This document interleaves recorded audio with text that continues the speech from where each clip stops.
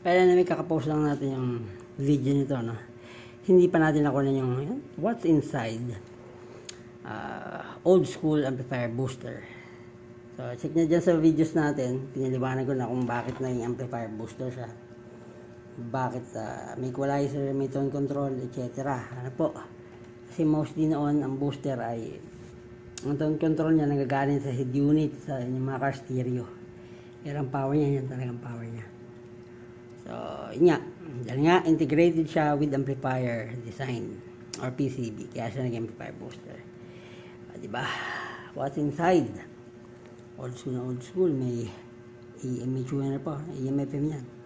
Yan tayo ng AM. Yan ang kanyang loob, mga bossing. Big icky pa yan, ha? Oh. Yan ang kanilang Danos booster. Yeah.